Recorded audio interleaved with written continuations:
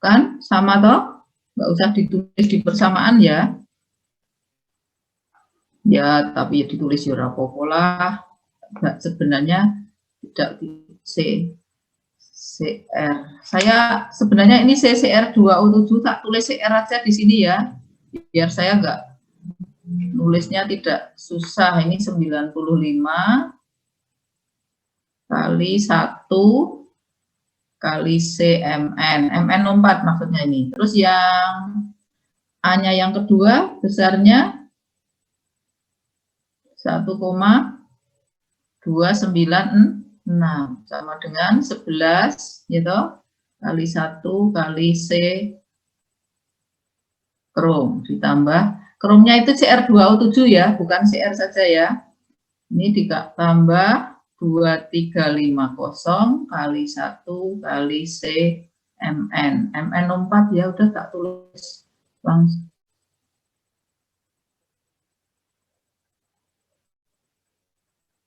Gitu ya. Terus ini diselesaikan toh, Anda sudah menyelesaikan ini? Apakah sama mengerjakannya? Berarti CR2O7-nya berapa pekerjaan Anda? Anda kalau punya pekerjaan kan disimpan toh untuk belajar nanti. Berapa ketemunya? Punya saya segini.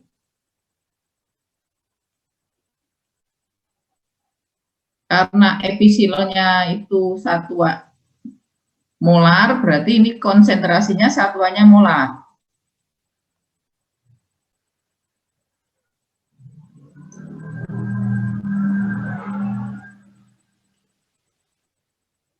Nah, ya kan? Ini konsentrasinya dalam satuan mol per liter tadi, sampelnya dan standarnya, kan kalau sampel 1 gram dilarutkan, diolah, diencerkan menjadi 100 mili. Nah, tentunya si standar pun akan diolah dengan cara yang sama. Oke, berarti setelah ini kita nyari apa? Kromnya kan hanya 100 mili ya, kita punya seperti yang 1 gram dalam 100 mili, berarti kita akan mencari dalam 100 mili, maka CR2O7-nya sama dengan 100 dibagi 1000.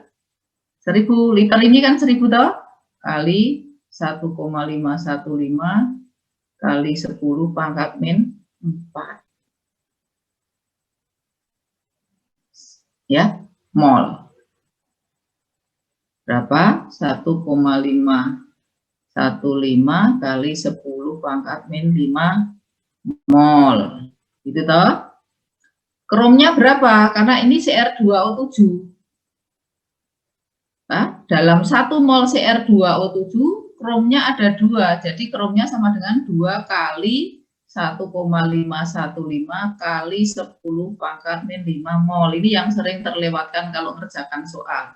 Merasa betul tetapi ada yang salah. Ya, ini 1 ya, CR2O7-nya sekian mol, tapi kromnya sekian mol. Jadi berapa ini? 2 kali berarti 3,03 kali 10 pangkat min 5 mol. Masanya berapa? Masanya tinggal ngalikan berat atom toh 303 kali 10 pangkat min 5 kali krom berapa ya? 5 ya? 52. Berapa ini hasilnya? Ya, dibantu. Ini sudah ada 1,575 kali 10 pangkat min 3 gram. Berarti persen kromnya sama dengan 1,575 kali 10 pangkat min 3. Sampelnya berapa? 1 gram ya. 1 toh ini satuannya gram ya, ini juga gram. kali 100%. Hasilnya 0,1575%. Jelaskan sampai di sini? Kalau persen kerumnya sudah bisa menghitung, tentunya mahasiswa bisa melanjutkan sendiri persen MN-nya ya. Iya, Ibu.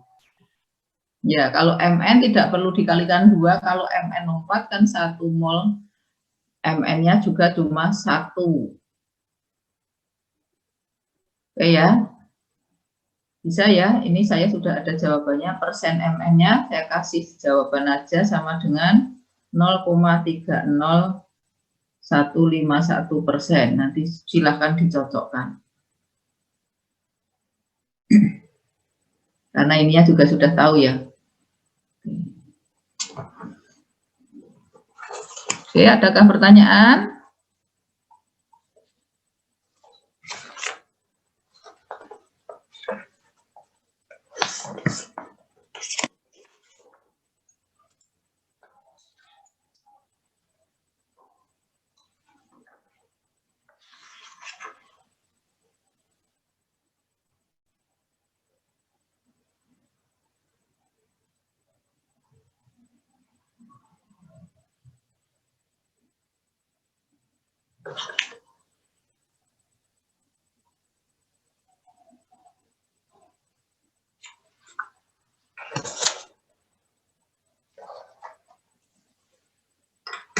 Sudah, ini bisa saya hapus?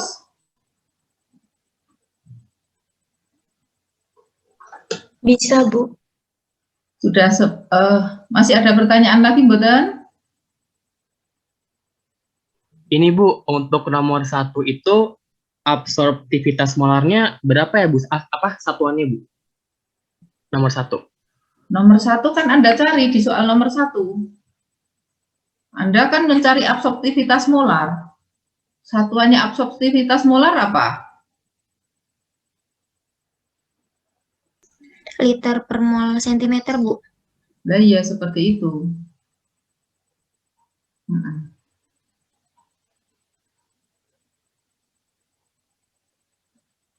Kalau absorptivitas molar Anda sudah tahu sendiri dari persamaannya, sudah tahu. Kalau absorptivitas spesifik satuannya sesuai dengan konsentrasi larutannya, nanti bisa dicari.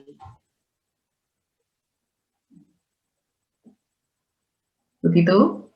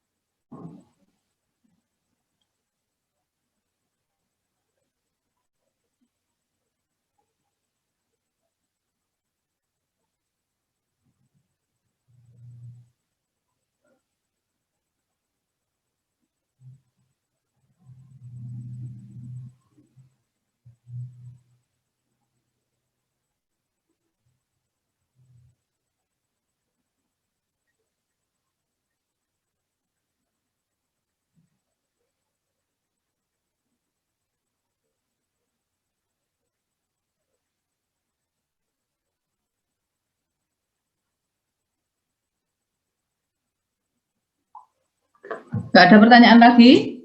Kalau nggak ada pertanyaan, sesi tanya jawab tugasnya saya tutup ya. Sudah memakan waktu cukup lama ini ya. Kalau begitu saya akan melanjutkan materinya. Spektroskopi inframerah. Gimana, enggak ada pertanyaan lagi?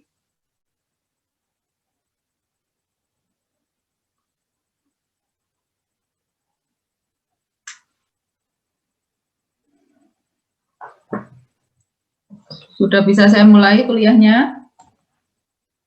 Sudah, Bu. Oke, spektroskopi inframerah berarti pada spektroskopi ini menggunakan sinar dengan panjang gelombang kisaran sinar inframerah ya, sinar inframerah.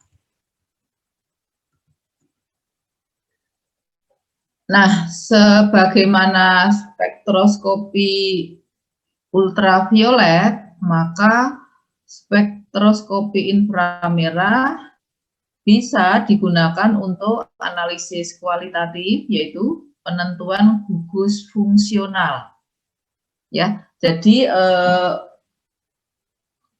untuk inframerah itu yang dicari adalah gugus fungsional ya nanti, bukan unsur ya. Jadi nanti bisa digunakan untuk mencari gugus fungsional, mengidentifikasi ya gugus fungsional yang tidak diketahui dari suatu senyawa.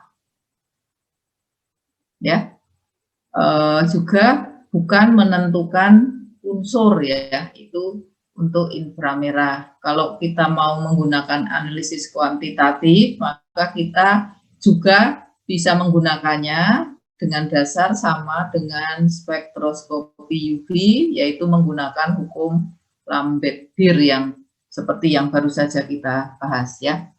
Itu. Kemudian ini teorinya kan ya hampir sama. Jadi sebagaimana spektroskopi UV vis, maka kalau ada sinar inframerah dilewatkan atau dikenakan pada sampel, maka sebagian sinar akan diserap dan sebagian akan diteruskan. Nah, energi yang diserap ya, energi transisi yang diserap itu hanya mampu menyebabkan vibrasi dari ikatan-ikatan kimia dalam molekul. Kalau yang spektroskopi UV vis itu kan menyebabkan terjadi eksitasi ya, dari ground state ke excited. Jadi elektron berpindah tingkat energi ya. Karena energinya sinar UV itu cukup besar. Tapi kalau inframerah ini tidak mampu memindahkan elektron ke tingkat energi yang lebih tinggi. Ya, tetapi kalau inframerah elektronnya hanya bergetar. Ikatan kimia dalam molekul hanya bervibrasi, bergetar. Tidak ada perpindahan elektron dari tingkat ground ke tingkat yang lebih tinggi. Ini hanya UV dan visible. Ini bisa berpindah ya. Jelaskah? Itu dasarnya.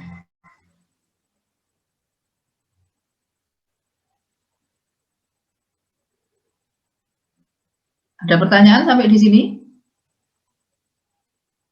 Halo? Belum, Bu. Belum, oke. Jadi nanti inframerah itu panjang gelombangnya dinyatakan dengan bilangan gelombang ya, 1/cm ya, 1/cm akan digunakan untuk vibrasi molekul ya, vibrasi.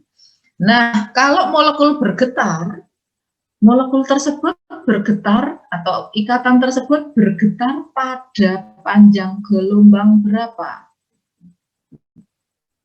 Ya, jadi ikatan kimia atau molekul itu bergetar tidak sembarang bergetar, maka bergetarnya sesuai dengan frekuensi sinar yang diserap. Nah, frekuensi sinar yang diserap itu tergantung dari massa atom dari ikatan kimia tersebut serta jenis ikatan kimianya. Ya, secara sederhana getaran dari suatu ikatan kimia bisa kita dekati dengan hukum Hooke. Ini sudah Anda pelajari di pelajaran fisika. Jika ada dua massa saling terikat kemudian bergetar, ini persamaannya kita ikuti saja ini. Frekuensi getaran ya. Ini simbolnya setara dengan ini M1, M2 ini adalah massa atom 1, massa atom 2. Jadi misalnya begini ya, saya ini atom, ini M punya M1, ini punya M2. Ini atom 1 punya massa M1, atom 2 punya massa M2. Seperti itu. Maka getarannya ini tergantung ini talinya ya. Kalau dulu Anda kan belajar getaran. Kalau ada tali kemudian ada massa terikat gitu ya. Jadi ini ikatan kimianya itu nanti akan dinyatakan dengan K ini. Tetapan ini menunjukkan kekuatan ikatannya. Ya, oke. Nah, tentunya kalau beratom banyak sulit ya mencari frekuensi. Jadi untuk pendekatan kita akan mencoba menghitung frekuensi getaran dua atom. Ini beberapa contoh sudah saya sampaikan di modul, jadi akan saya ini satu atau dua saja ya sebagai contoh. Sebagai contoh adalah ini kan pertanyaannya hitung frekuensi getaran ya, ikatan CC, ikatan CH gitu ya, ini CH, ikatan CO gitu ya, CO berikatan rangkap gitu ya. Nah kita coba dua ikatan saja ya, misalnya ikatan karbon-karbon. Ikatan karbon-karbon ini kita hitung dulu mu-nya. Mu itu adalah apa namanya?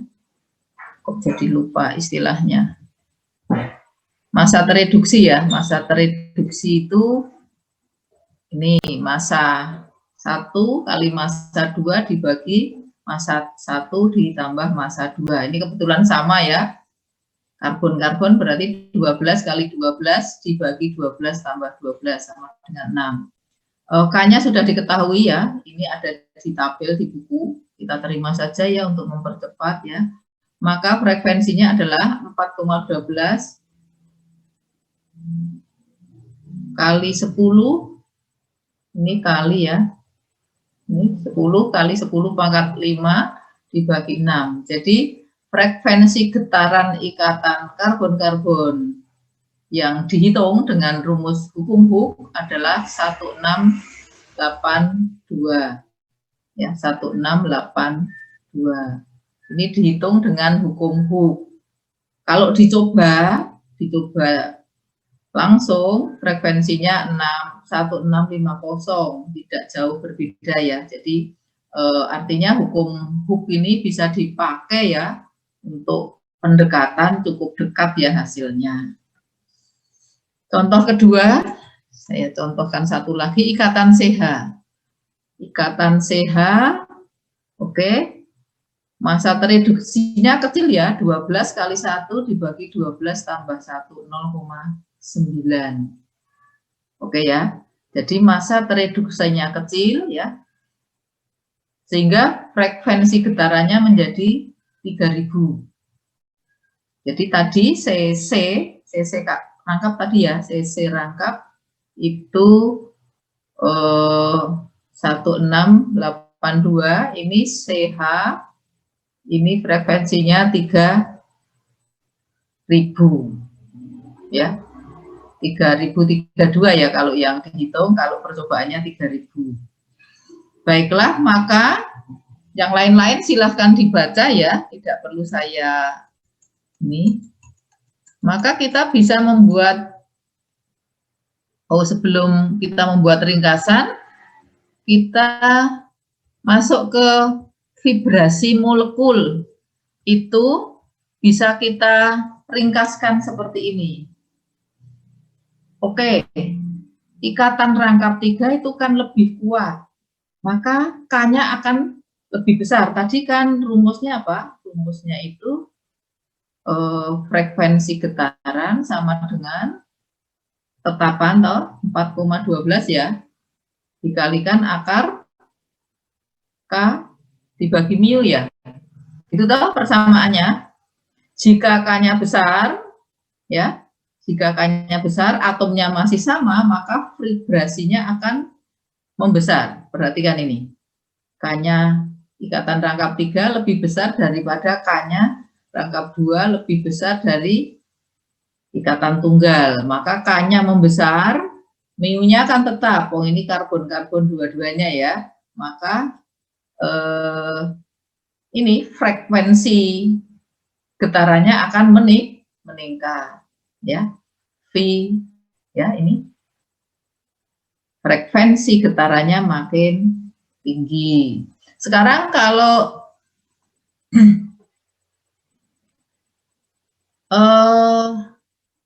masa atomnya berbeda-beda ini ya, masa atomnya berbeda-beda. Kita lihat C terikat dengan atom-atom yang masa atomnya makin naik ya. Ini H, ini C, ini O, ini Cl, ini Br, ini I. Berarti mu-nya naik ya, karena mu sama dengan massa 1 kali massa 2 dibagi massa 1 tambah massa 2. Mu-nya naik. Kalau mu-nya naik, rumusnya seperti ini ya, rumusnya seperti ini, maka frekuensinya akan meningkat.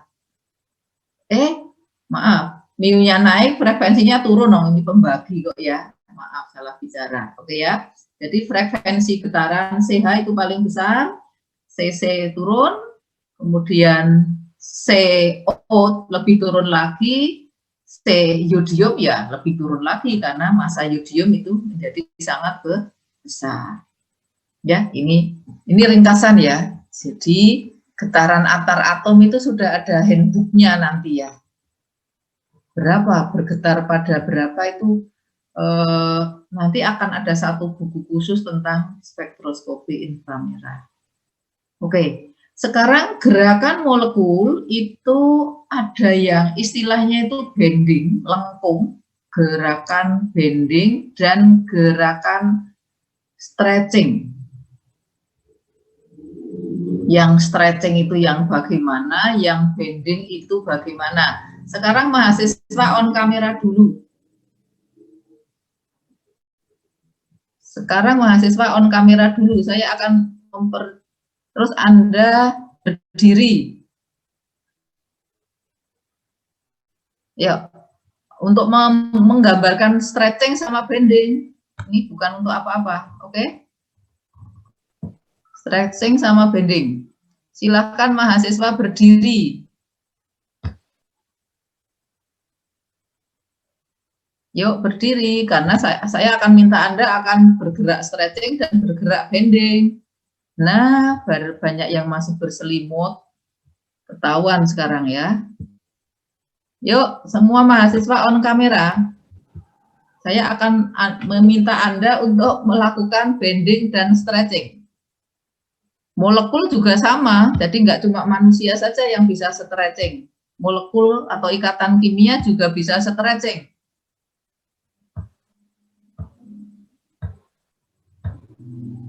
Ya, agar kuliah ini tidak menjadi tidak tahu sama sekali. Ayo, mahasiswa yang belum on kamera, saya mau lihat Anda on kamera. Amanda Laili, Resi Swanida, saya tunggu ini. Oke, rentangkan tangan Anda ke kiri dan ke kanan. Halo, dipraktekkan. Ayo, Ibu juga praktek begini. Kalau stretching itu gimana? Ditarik ke dalam pada sudut. Ini kebetulan daya tangan kita bukan gelang karet ya, nggak bisa. Nah, kalau gini, ini namanya stretching. Ya, silahkan diperagakan. Tetap pada sumbunya, tetapi bisa memendek dan memanjang, itu namanya stretching. Yuk, silahkan dipraktekkan, dipendekkan. Berarti nah, itu namanya stretching. Jadi molekul ikatan kimia juga bisa seperti itu. Gerakannya memendek dan memanjang pada sumbu atomnya, sumbu antar atomnya, itu stretching. Kalau bending gimana? Ayo rentangkan tangan lagi. Kalau bending itu bisa ke depan atau ke belakang, ya. Itu namanya bending. Beda ya. Kalau stretching itu memanjang dan memendek. Kalau bending itu keluar sumbunya. Anggap saja badan Anda adalah inti atomnya, inti dua atomnya, ya. Jadi kalau ke depan dan ke belakang begini, itu namanya bending, ya. Nah, bending dan stretching itu akan punya frekuensi yang berbeda. Perhatikan, ini contoh ya, CH itu kalau stretching ya, kalau bergerak stretching, jadi atom C dan atom H kalau saling stretching maka frekuensinya 3000. Kalau dia bending, jadi gini, gerakannya begini, itu frekuensinya 1340. Ini nanti bisa untuk mengidentifikasi suatu gugus fungsional. Itu. Kemudian catatannya, senyawa dengan gugus yang sama dapat menyerap pada frekuensi yang berbeda kalau mengikat gugus lain, ya. Jadi misalnya gini, CO gitu ya, CO ini H. Kemudian ada CO ini Cl, maka kalau kita nyari frekuensi CO yang mengikat Cl akan berbeda jika gugus CO terikat atom H. Ya, nanti frekuensinya sudah akan berbeda. Oke, lanjut dulu ya. Masih on kamera karena saya akan minta Anda praktek lagi.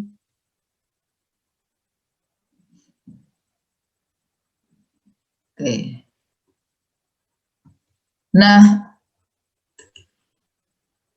ini kan molekulnya triatom yang pengen diperagakan. Badan kita sebagai, kalau triatom itu kan gini ya, kalau triatom kan ini atom, ada atom, ada atom. Ini badan kita ini badan kita, kemudian ini dua tangan kita itu ini.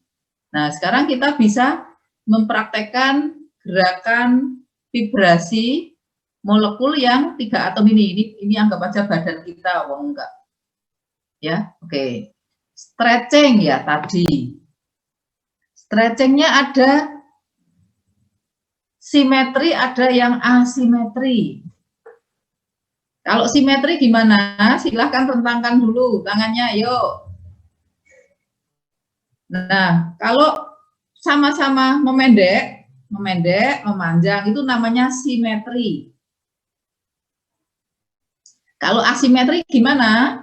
Yang satu memendek, satu memanjang. Bolak-balik gini. Ini yang asimetri, yang saya peragakan. Silakan Anda juga peragakan. Yuk Mbak Gabriel kok nggak memperagakan Mbak Gabriel? Oh, ya yang simetri sama-sama ditekuk, itu simetri, ini simetri ya. Kalau yang asimetri ini pendek, itunya panjang, ya. Ininya pendek, itunya panjang. Nah, ini molekul sudah akan bergetar pada frekuensi yang berbeda. Kalau simetri 2853, kalau yang asimetri 2926, ya. Oke. Ya, ini dasar pemikirannya ya. Oke, sekarang yang bending. Yang bending ternyata ada 4 macam. Silahkan berdiri. Silahkan berdiri, nanti kita praktekkan sama-sama. Ibu juga bergerak-gerak ini. Ada yang ski-sering ya, bending itu ski-sering. Ski-sering itu seperti itu, menggunting. Menggunting gimana? Silahkan berdiri.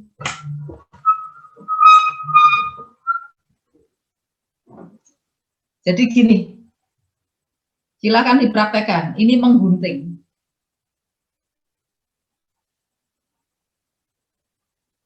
Menggunting. Jadi si ikatan tetap pada badan kita ya. Badan kita dianggap atom yang tengah tadi. Jadi tidak ada perubahan sudut. Cuma dia bergerak. Kemudian yang tertulisnya kan dalam bidang ya, jadi tidak keluar bidang. Kemudian yang rocking. Rocking itu tinggal ini disamakan. Itu rocking.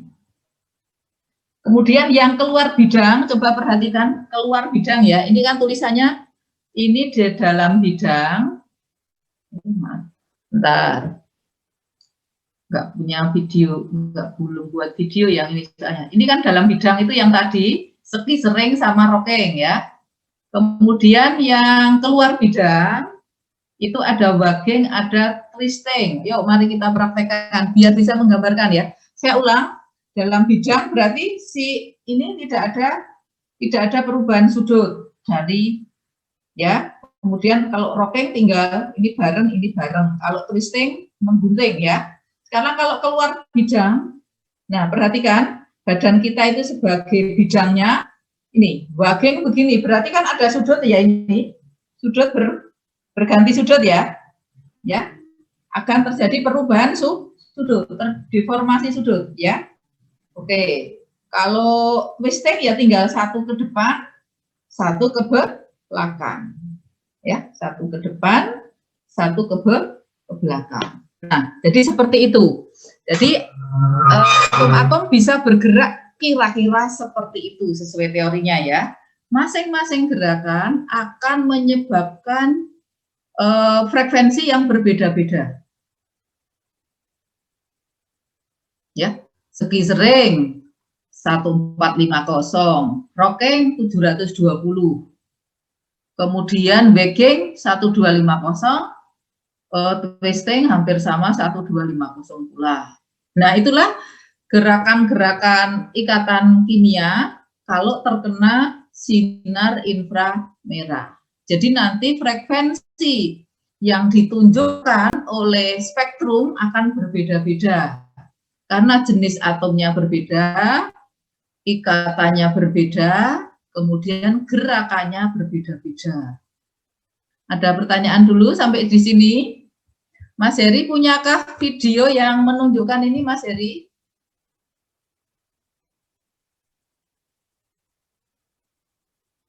Halo, Pak Heri. Iya, Bu. Punyakah video Ya, yang membantu ini barangkali sudah menemukan video apa untuk inframerah ini, gerakan di inframerah, bukan manusia, maksud saya model atom yang bisa bergerak-gerak begini. Kalau punya nanti bisa cuma kelihatannya mungkin belum saya share gitu mungkin. Nanti coba saya share-nya. Ya, nanti kalau kagungan bisa di-share untuk saya dan untuk mahasiswa, saya belum punya. Iya, nanti mungkin saya share kalau nggak di Google Drive atau di Spada mungkin. Ya, sambil di Spada ya, kalau di Spada saja, ya. Nanti bahannya bisa linknya dimasukkan di Spada, tetap di Google Drive enggak? Iya, linknya di Spada, nanti videonya mungkin di Google Drive. Oke, matur suwun, Pak. Oke. Nah, ini ya kalau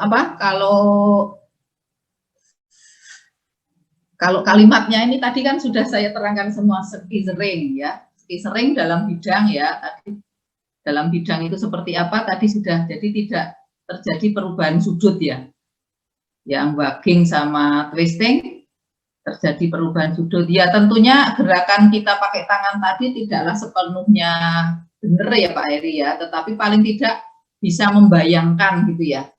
Bisa membayangkan gerakan atom-atom, sehingga kenapa kok frekuensinya bisa berbeda-beda. Ada yang mau bertanya barangkali sampai di sini? Mahasiswa kan sudah saya minta baca ya, jadi saya agak cepat ya.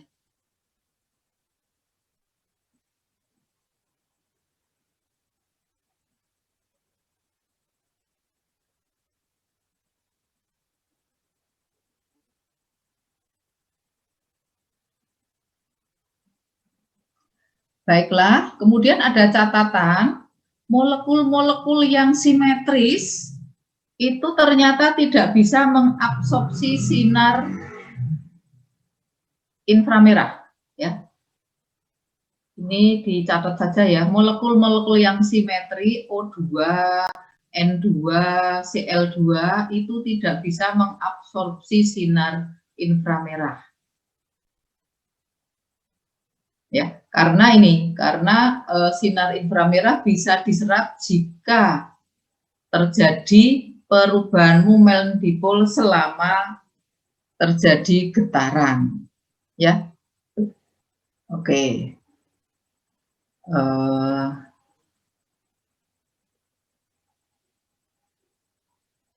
NO, CO misalnya ini kan tidak simetris karena distribusi elektronnya tidak simetris. Tapi kalau O2, N2 maka dia simetris. Jadi tidak terjadi perubahan momen dipol. Ya sudah, ini aja diingat-ingat.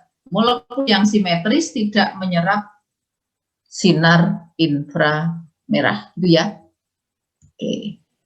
Sekarang kita masuk ke spektrumnya seperti apa toh spektrum inframerah itu. Spektrum inframerah itu seperti ini contohnya. Jadi yang diukur bukan A ya kalau si inframerah. Waktu kita belajar UV ya. UV kan yang kita selalu bilang A ya kalau UV ya. Ini UV atau visible. Ini kan A, ini lambda ya, sehingga gini ya, spektrumnya kan seperti ini, spektrum UV. Nah, kalau inframerah itu T, ini persen T, ya, ini spektrum inframerah itu yang diamati persen T, jadi yang dilewatkan.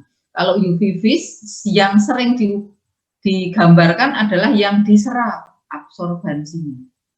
Meskipun pada pengukuran alat yang diukur adalah yang dilewatkan, tetapi spektrumnya dinyatakan dengan yang diserap. Tapi kalau yang inframerah, spektrumnya dinyatakan yang dilewatkan. Ini bilangan gelombang ya, sentimeter pangkat min 1. Masih ingat? Di sebelah kanan ini kan lebih kecil karena seper sentimeter ya. Maka 1/4000 lebih kecil daripada 1/800. Ya, ini contoh spektrumnya. Mari kita lihat penjelasannya ya. Pada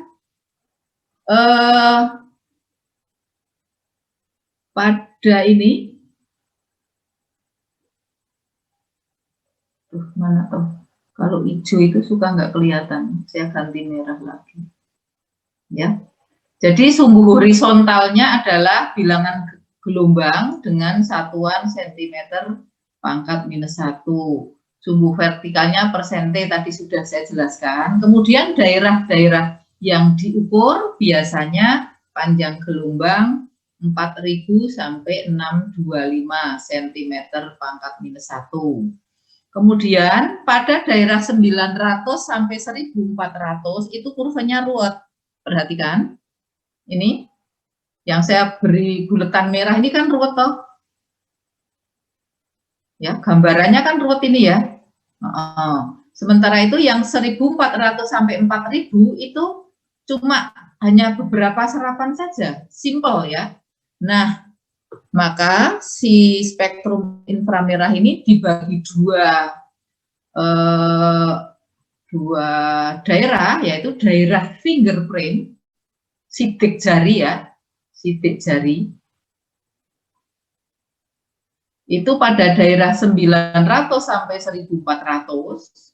Sementara itu yang di atas 1400 disebut vibrasi pokok ya. Ini untuk identifikasi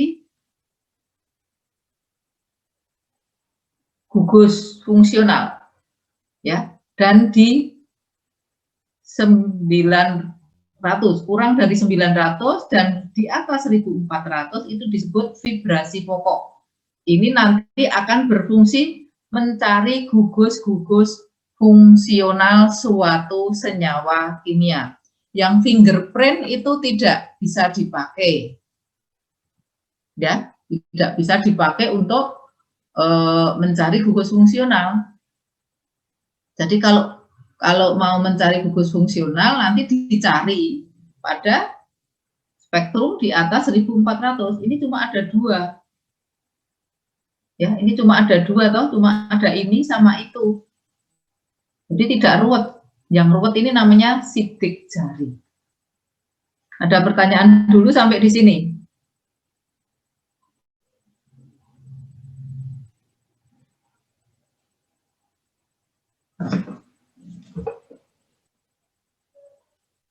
Ada pertanyaan? Nah, ini contoh yang kedua, lebih ruwet ya. Ini fingerprint-nya. Ya. Jadi ini daerah fingerprint-nya beda. Jadi fingerprint ini senyawa satu dengan senyawa yang lain pasti akan berbeda. Sidik jari satu senyawa itu berbeda. Tetapi kalau vibrasi pokoknya bisa sama kalau gugusnya sama. Ya, fingerprint tidak pernah sama.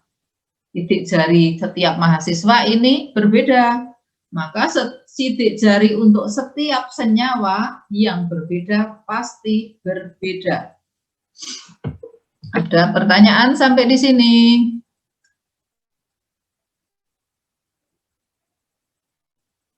Kok diam saja? Nanti Ibu yang tanya ya. Nah, ini penggunaan spektrum inframerah ya. Fingerprint itu tidak bisa untuk identifikasi gugus, tadi sudah saya sampaikan. Tetapi bisa untuk identifikasi senyawa X, senyawa tak dikenal. Senyawa ini betul-betul tidak diketahui betul ya. Senyawa apa ini betul-betul ya, misalnya ada senyawa X. Senyawa X yang sama sekali tidak tahu, kita blank apakah aldehid, keton, pokoknya nggak ngerti, senyawa X pokoknya. Ya, wanted ini ya. Nah, maka kita bisa punya senyawa standar. Senyawa standarnya sudah diketahui, misalnya senyawanya namanya metanol gitu ya, ini contoh saja. Maka kita bisa membuat spektrum inframerah dari metanol. Ya. Kemudian kalau senyawa X-nya ini diduga metanol, maka kita buat saja spektrum inframerahnya. Kemudian kita bandingkan, jika bagian fingerprint-nya sama persis, ya, kemudian gugusnya juga sama persis, maka ini adalah 2 senyawa yang berbeda. Jadi yang dijadikan patokan adalah bagian fingerprint-nya harus sama, ya, meskipun di spektrum gugusnya sama, kalau fingerprint-nya tidak sama itu bukan senyawa yang sama, ya. Jadi 2 senyawa adalah sama persis jika fingerprint-nya sama persis. Jelaskah sampai di sini? Jelas, Bu. Ya. Jadi nanti spektra standarnya dibuat ada beberapa ya, beberapa senyawa yang mungkin dibuat dulu, terus senyawa X-nya dibuat, maka kemudian dibandingkan. Oke, kemudian kalau identifikasi gugus fungsional, ya, maka kita hanya menggunakan pada spektrum kurang dari 900 cm min 1 dan di atas 1400 cm. Gitu ya. Nah, sekarang kita langsung saja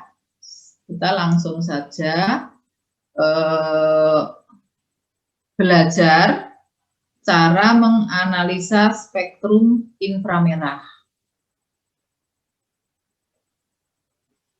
Oke, kita mulai agak pelan-pelan ya, sambil dibaca.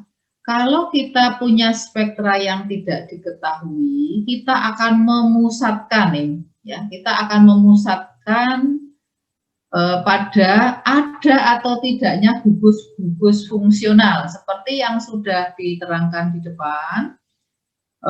salah satu kegunaan spektrum inframerah adalah mencari gugus-gugus fungsional. Ya, gugus-gugus fungsi dalam senyawa itu ini yang utama, karbonil, ya. Kalau sudah kuliah kimia organik pasti mengenal ini, namanya gugus karbonil. Ya. Ya, ini gugus karbonil. Ada gugus OH, ada NH, C berikatan rangkap, 2, 3, nitril, NO2. Oke, kemudian urutannya bagaimana?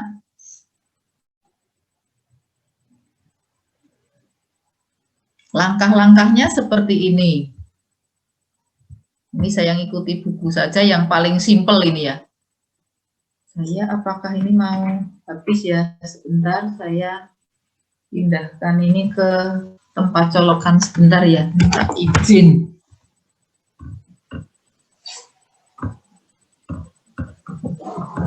Oke, nggak apa-apa. Ganti tempat ini terpaksa. Udah mau habis. Nah, nggak apa-apa aja. Jadi saya ini duduknya nggak begitu enak, tapi nggak apa-apa. Jadi yang pertama, ya ini tadi diminta memusatkan ya, ini jika sama sekali tidak tahu ya, sama sekali tidak tahu gitu ya, maka yang pertama adalah kita akan mencari gugus karbonilnya ada atau tidak. Nanti kita akan cari pada ini, pada nanti akan saya contohkan, ini kita lihat aja dulu ya. Gugus karbonil punya serapan pada rentang 1820 sampai 1600. Dicari ada atau tidak? Ya. Ya, nyarinya gimana? Nyarinya seperti ini. Nah. Ini contohnya ya. 16 berapa tadi? 1620 sampai 18 ini kan ada ya, ini contohnya ini. Nah, seperti ini. Ini adalah spektrum pada di atas 1600 ini kan 1600, ini 1800 ya, berarti ada atau ini kalau saya. Nah, berarti spektrum ini ada pada rentang 1600 sampai 1800. Berarti nanti dibuat tabel terus ditulis ada gitu ya. Apakah ada? Ada. Nah, kalau misalnya jawabannya ada, ya, kalau jawabannya ada, ya, jadi dilihat spektrumnya terus ditulis saja seperti ini. Ada spektrum ya, serapan pada 1820 sampai 1600. Terus tulisannya apa? CO ada, CO ada. CO ini kan macam-macam. Anda sudah belajar kimia organik toh? Maka CO itu kan CO-nya apa? Kan CO bisa mengikat OH. Nah, ini R ya. Oh, kalau asam berarti kita harus nyari OH. Kalau diduga ya, oh cari saja. Serapan melebar itu gini ya. Nah, ini melebar. Kalau tajam itu seperti ini tajam, ya, melebar kan, ini dari kiri ke kanan lebar, itu melebar. Kalau ini tajam, ya oke. Ada apa tidak? Ya terserah. Kalau tidak ada, oh berarti bukan senyawa, bukan tidak punya gugus OH. Dilanjut. Oh mungkin amida ini terus NH.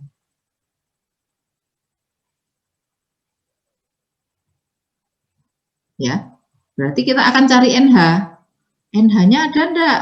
Medium. Medium itu seandainya skalanya dari ini segini, medium itu berarti ini kan, nah setengahnya saja. Kalau sampai bawah itu tajam. Ini setengah saja. Medium pada 3.500 ada tidak? Enggak tahu. Kalau tidak ada kita lanjut. Oke, berarti RCO R aksen. Berarti selain CO karbonil ada CO berikatan tunggal, CO ester. Nah, itu adalah serapan kuat pada 1300 sampai 1000. Kuat berarti ini tadi tajam ya, tajam seperti ini. Nah, ada atau tidak? Ya nggak tahu. Kalau nggak ada, lanjut. Ada senyawa anhidrida. Anhidrida itu rumusnya, aduh, tak tulis ini ya, R, CO, O, CO, R lagi. Berarti CO-nya 2. CO-nya 2. Berarti ada 2 serapan CO di 1810 dan 1760. Ada tidak? Nggak tahu. Kalau nggak ada, kita cari lagi.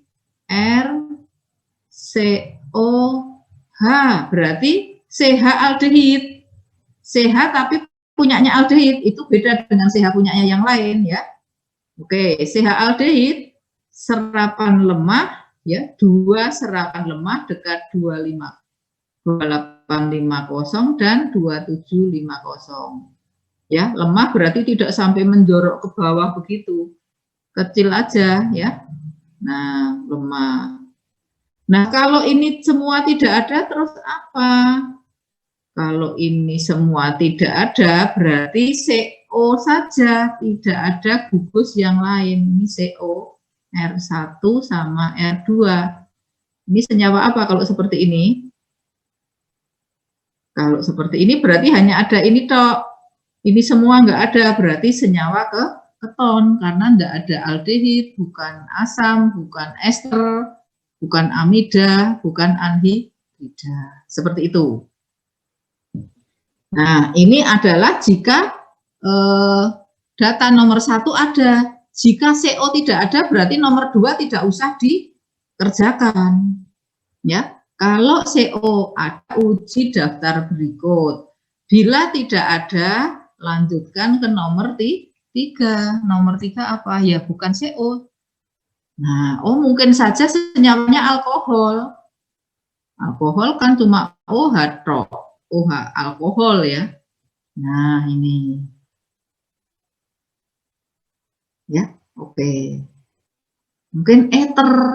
Ether rumusnya apa? OR kan ya, ether. Nah, dicoba CO-nya ether.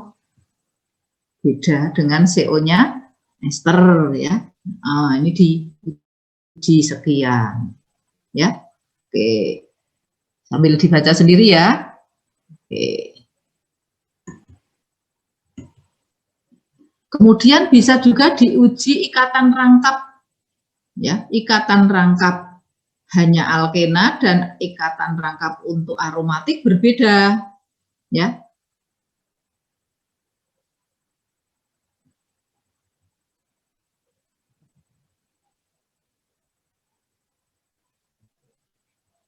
Ya, CC ikatan rangkap. Tapi kalau aromatik, jadi ini kalau alkena ya. Nah, itu yang ini. Kalau aromatik kan ini toh.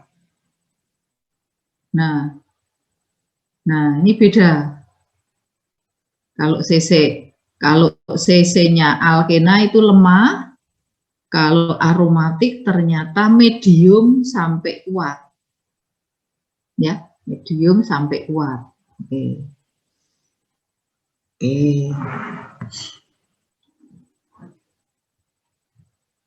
Apalagi yang belum ya. Kalau CH saja ya.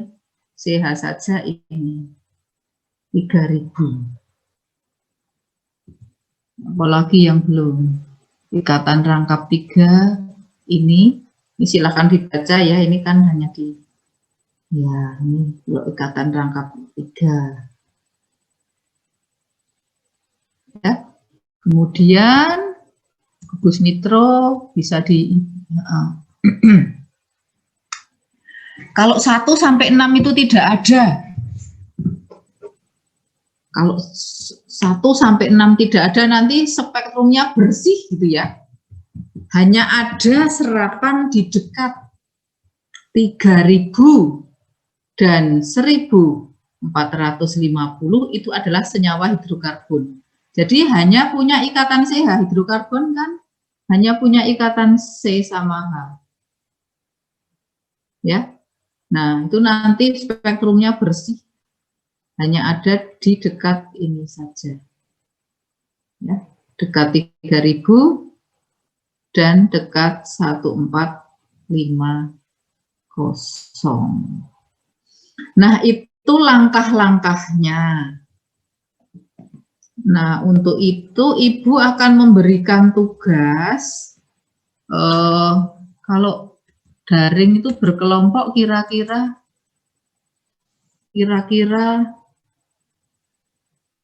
bagaimana? Berkelompok atau sendiri-sendiri nih?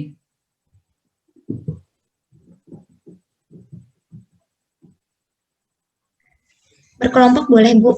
Ya, saya punya 2 spektrum ya. Kayaknya soalnya sudah saya posting di ini ya, sudah saya posting di Sepada ya. Sudah nggih? Hah? Sudah toh? Iya, di Sepada sudah. Sudah. Itu tugasnya bisa dikerjakan berkelompok. Sebentar saya cek ya. Saya cek dulu tugas di Sepada. Oke. Tugas di Sepada saya cek dulu ya. Seingat saya sudah saya posting. Sebentar. Sudah kok Bu Ayu. Sudah nggih. Berarti saya Sudah, coba nggih, saya cek dulu mahasiswanya mengerti atau tidak.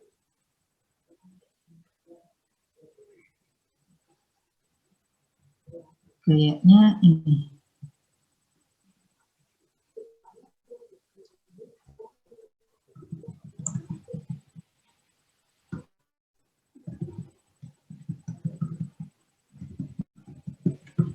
Oh, saya tak bertanya. Saya memposting tugasnya keliru tertulis dengan jawabannya enggak? Jangan-jangan keliru sudah ada jawabannya. Halo? Mahasiswa, Anda sudah download belum? Sudah, Bu. Ada jawabannya enggak? Enggak ada, Bu. Oh, enggak ada. Siapa tahu saya memposting sudah ada jawabannya, Pak Heri. Kemarin itu di kelas yang lain saya memposting soal keliru bang soal. Ratusan soal terposting dengan jawabannya, ya Allah, ya Rahman, ya Rohi. Tenan ini, Pak Eri sudah ngedownload belum? Ada jawabannya enggak Sudah. ya? Saya Sudah kok Bu, cuma 3 halaman PDF itu kan. Oh, ada jawabannya enggak? Enggak, Bu. Ada? Ada Enggak ya. Enggak ada? Mboten. Oke, selamat deh. Kadang-kadang terburu-buru, saya copy. Nah, sebenarnya setiap soal yang saya berikan itu berusaha saya jawab dulu gitu loh. Nah, kadang-kadang belum dipotong sudah diupload. Ya. Oke, berarti sebentar saya akan share berarti.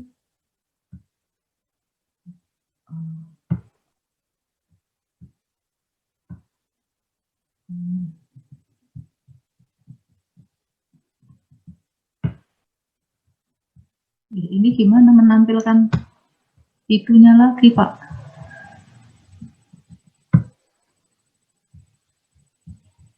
Oh.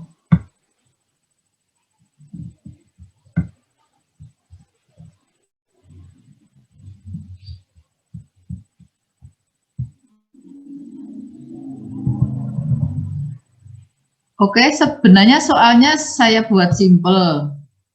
Saya buat simple ya. Oke, ini ada 2 spektrum dan saya juga sudah memberitahu bahwa salah satu itu senyawa ester, yang satunya keton. Tolong mahasiswa identifikasi dengan cara urutan seperti yang tadi sudah saya sampaikan, ya. Oke, buktikan. Kemudian soal yang kedua ini ya pastinya pastinya tahu ya. Oke. Ini spektrumnya bisa Anda baca dari situ. Share screen saya sudah bisa dilihat, mahasiswa? Bisa, Ibu. Bisa ya, oke. Kalau begitu silahkan dikerjakan secara berkelompok. Satu kelompok, ini jumlahnya berapa ya? Ada 28, sekitar 28 mahasiswa, 29 kalau nggak salah. Berarti jadikan 6 kelompok ya, satu kelompok maksimum 5 mahasiswa.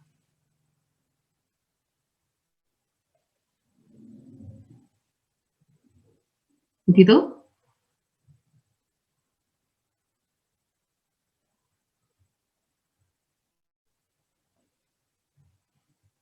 Sudah jelas? Halo? Untuk yang mengumpulkan satu orang saja atau semuanya, Bu? Satu saja. Nanti ditulis di pekerjaan itu anggotanya ya, anggota dengan nomor mahasiswanya. Anggota yang paling atas itu yang mengumpul ya. Oke, nanti kelompoknya bebas saja deh, silahkan dibuat kelompok sendiri-sendiri.